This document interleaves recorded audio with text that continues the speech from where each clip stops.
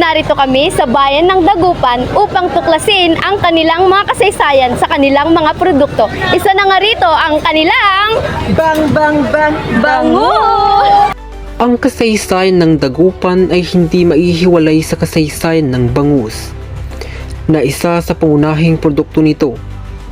Ang Dagupan matatagpuan sa baybayin ng Pangasinan ay kilala bilang Bangus Capital of the World.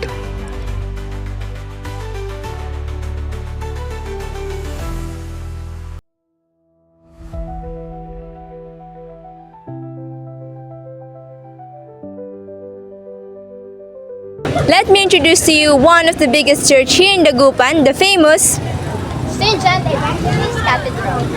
Ito ang bayan ng Dagupan, na kung saan matatagpuan ang Metropolitan Cathedral Parish of St. John the Evangelist o mas kilala bilang Dagupan Cathedral. Ito ay makikita sa Burgos Street. Ang simbahang ito ay ginawa noong 1660 taon. Ito ay nasira dahil sa nangyaring rebelyon sa Dagupan. At sa pamamagitan ni Father Vicente Estique, ito ay muling ginawa noong 1816 na taon.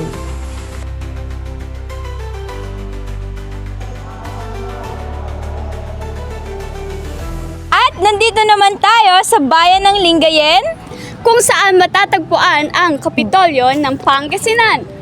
Lingayen was established as the capital of Pangasinan when the province became an encomienda. The Lingayen was the theater for some of the bloodiest battles of World War II. When the Japanese invaded the province, Lingayen was one of their main targets due to its strategic location.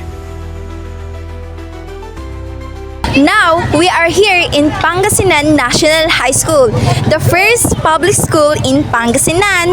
Ang Pangasinan National High School or PNHS ay ang unang pampublikong sekundaryong paaralan sa Pangasinan. Ito ay tinatag noong 1902 sa Lingayen, Pangasinan bilang Pangasinan Academic High School.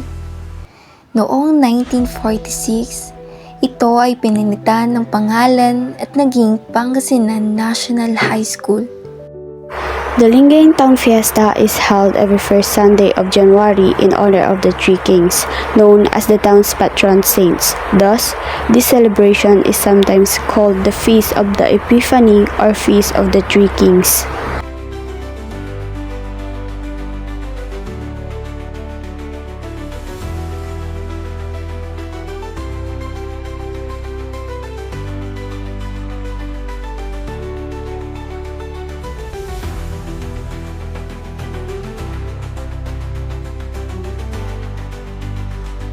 And now, we're on the fifth capital of the Republic of the Philippines. Ito ang Bayan ng Bayambang. Ito ang Bayan ng Bayambang.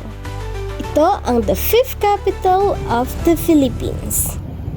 Sa Bayan ng Bayambang, dito pumapalagi ang ating unang Pangulo na si Emilio Aguinaldo, ang kanyang pamilya at ibang opisyal para ipagtanggol ang ating bansang Pilipinas noong ika-7 hanggang ika-13 ng Nobyembre taong 1899.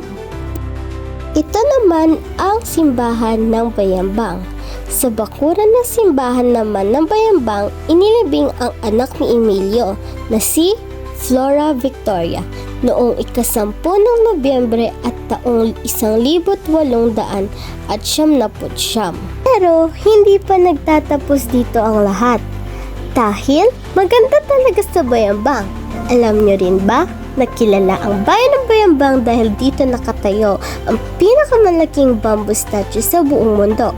Ito ay ang The St. Vincent Ferrer statue. At ang Bayambang din ang nakakuha ng Guinness World Record for the longest barbecue grill in the world. Tunay ngang magiging isang malaking ambag ito sa ating kasaysayan ng bayan ng Bayambang at sa buong Pilipinas. Hindi lang yon, sa buong mundo na rin. Ang galing ng Bayambang, di ba? Curious ba kayo kung saan sinulat ang liriko ng ating pambansang awit? Saan pa? Sa Bautista. Ito ang bayan ng Bautista. Sa puok na ito, sinulat ni Jose Palma y Velázquez ang tulang Filipinas na naging liriko sa wikang Espanyol ng Himno National Filipina. Ngayoy pambansang awit ng Pilipinas. Nalathala sa pahayagang La Independencia. Ika-3 ng Setyembre, 1879 na taon.